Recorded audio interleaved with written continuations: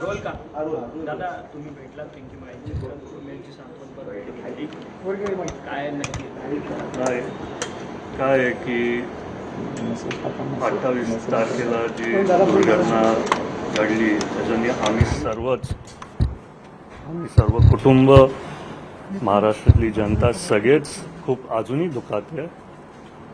आणि आम्हाला सर्वांना माहिती पाहिजे की नक्की काय झालं. मला माहिती आहे तुम्ही सगळे माझ्या पत्रकार परिषदेसाठी थांबलेले आहेत. ते पुढच्या आठवड्यात होणार आहे आणि त्या पत्रकार परिषदेत मी जे काय माझ्या मनातलं आहे आणि जे काय माहिती आहे मी तिथं तुम्हाला सगळ्यांना देईल.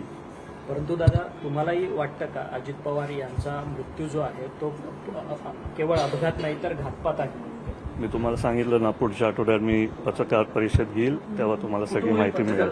मुंबईमध्ये काय म्हणणं आहे? तुम्ही काही गोष्टी जाणून घेतल्या का? कुटुंबाची परिस्थिती काय? आईची तब्येत बरी नाहीये. त्यांच्या पिंकी मालींच्या आईंशी आम्ही आता बोललो.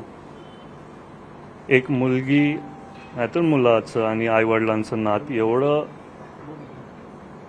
जवळचं असतं की मला पण माहिती, मी पण एक मुलगा आहे. हे दुःख काय एवढं सहजासहज मनातनं जाणार नाहीये.